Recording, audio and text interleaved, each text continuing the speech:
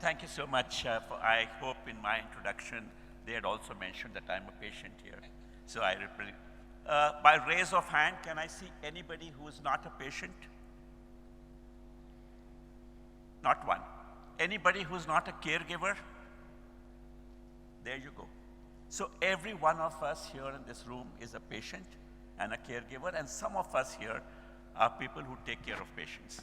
So this is about us, and what I'm going to speak to you is about us, because we must get, and we spoke about patient centricity. I must compliment, I've been to several CAHO events, almost all the CAHO Tech events, the excellent work that's happening, when we see the innovation that's going on.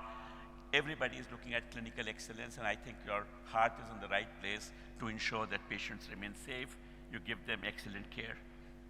But errors do happen and will happen. And particularly, we spoke about the Indian context. The volumes are large, resources are constrained, demand is high, supply is low, complexity is getting bigger, and also for us, the aging population is a pressure. So we understand that there is going to be issues, but then how do we solve it? I think we do need to get patients in, because you're doing everything else. We hope the patients come in as well. This is a chart that you can see. If I go through my journey, it starts with a physician, then I go to a specialist, a diagnostic lab, hospital, pharma companies, pharmacies. Everywhere, at every stage through my journey, there is an error that's possible. And look at the direction of the arrow. Everybody is giving me something. Nobody is asking the patient, right? I wish the arrow turns out to be both sides. The patients, and it's sometimes good to exaggerate when we say patients are never consulted or they never play a part. Many do. I think many of you are doing a good job to involve patients, but largely we don't. And when these moments of truth come in, then it becomes even more, because errors start happening. So why the patients are not being involved in this? The question that comes to mind is patient a customer? And what is the definition of a customer? Two definitions that are common. Hospitals exist to serve patients, and just like enterprises that many of us run are for customers. Patients pay for the services, and that's the primary source of the health. But I think that's the only place where the comparison is common. After that, it's all different. A patient does not come by choice. It's an emergency. They are anxious, they're concerned, they are disturbed. The expenditure on healthcare is something that you don't plan for, right? So that's another strain that's on. The family is involved, so it's not only the patient, the family is distressed. The only expectation, this is not about customer delight, only expectation is safe and quick recovery, attention to the patient, sympathy, empathy at every stage. I know it's not asking much, but it's asking a lot in any case.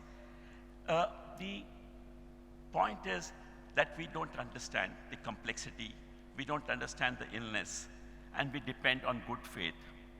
And actually, we all say the doctor is a god. So if that is the case, why should we not be right in the middle of it? So that's where the dissatisfaction starts. And what is it? When we say, I pay for something, I deserve quality, so it becomes a hygiene factor, right? So everybody is looking at getting an hygiene factor. So how do I rationalize error?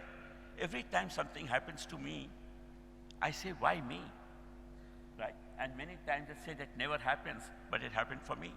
So one does not rationalize that an error can take place as a patient.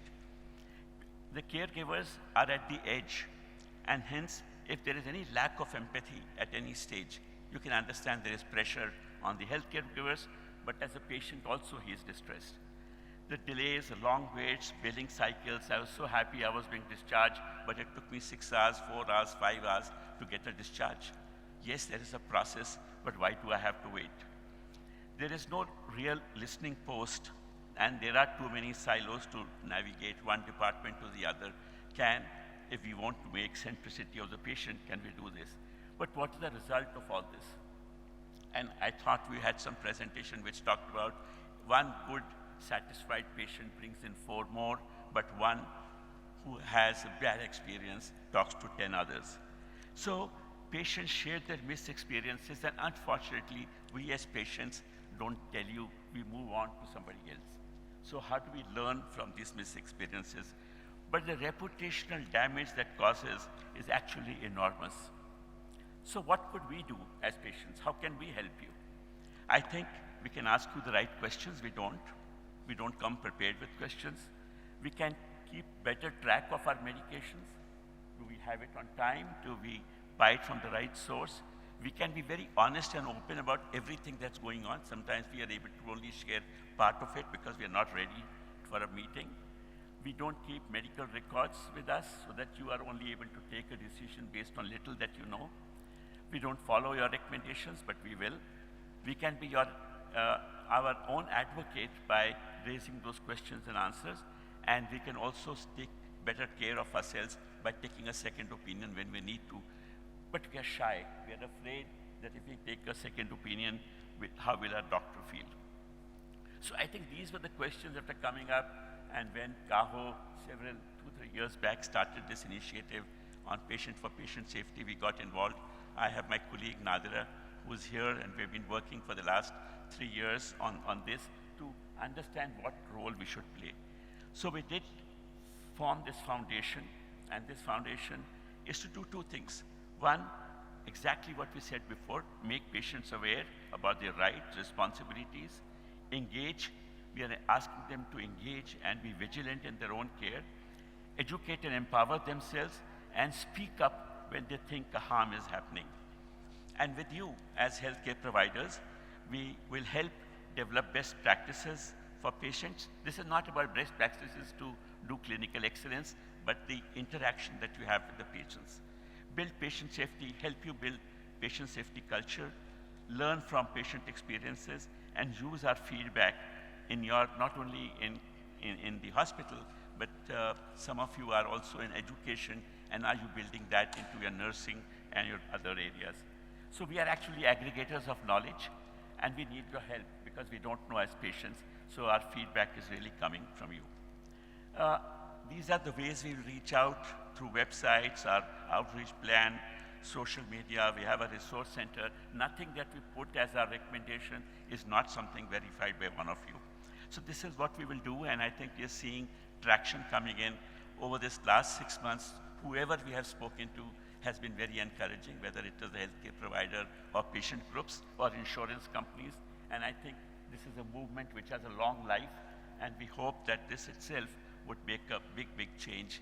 We have a stall here. I wish you visit there, leave your card, sign up.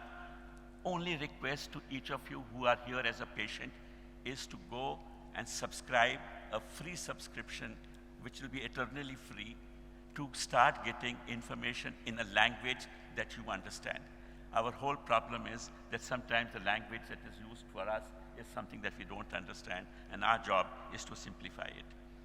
Some of the best practices in engagement, and I think we are now speaking to the choir, but I'm speaking it from patient's perspective, is please communicate with us in a language that we understand. Please be clear.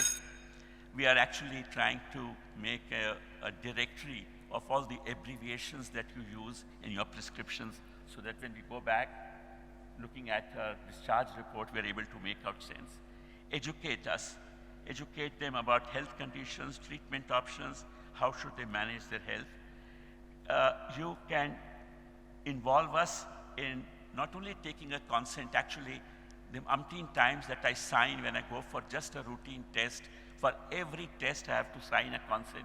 Do you think I read the 3 pages? I don't, right? But please, this is not about signing consents. It's about educating us and sharing with us as to why I'm going through a particular procedure, a test, or whatever, so that I feel educated. Help us in patient portals if you create. We know that you're short of time, but we will go access and see the portals. We will publicize those portals to your patients so that everybody can do. And then, of course, this whole program of self-management, recovery at home, I think we need, there's something that you could help us all with. So our belief is that if we get engaged and you are engaged with us, the outcomes will be better, the satisfaction level will go up, and more importantly, I don't think we have spoken about it enough in this conference, and I hope CAHO takes that up. I think there is a need to build a very strong trust between the healthcare providers and we patients. We think that trust, we have no choice, so we will trust. But I think the need to enhance the trust is very high. So I hope that as the conference finishes and you reflect back going, I think put yourself in the shoes of a patient, because I didn't see a single hand going up. Take the hat off as a provider, put the hat on as a patient, and look at the journey that you go through and what your expectation is. We thought that if leadership has to come, and I think we are extending beyond our charter here, but I think if you think we are going to be patient-centric, then involve us, not in just terms of processes alone, but by putting us and giving us a seat on the table. And the seat of the table can be by creating advisory boards. Involve us there. Patients are not noisemakers. They will come back and share and help you improve your own systems. You can involve a whole lot of people in the advisory board. So this is not about getting well-known people and stars, but I think the first person that we suggest in the advisory board, somebody who's received recent care, because he or she has had an experience recently. So I think we have got a lot of stuff here which you can look at. And lastly, we are advocating that if you really want patient representative in all your decision making, patients will not always be there, but we want our representative who can be in form of a chief patient officer. So you have a CXO, CFO, CMO, I don't know how many CXOs we have, but can we put the word P and get a CPO in all our large hospitals? I think that linkages, we want somebody to speak for us in the hospitals. I think together we can create a much, much safer and a high quality area and an environment to get going. So we're looking forward to working with every one of you as patients.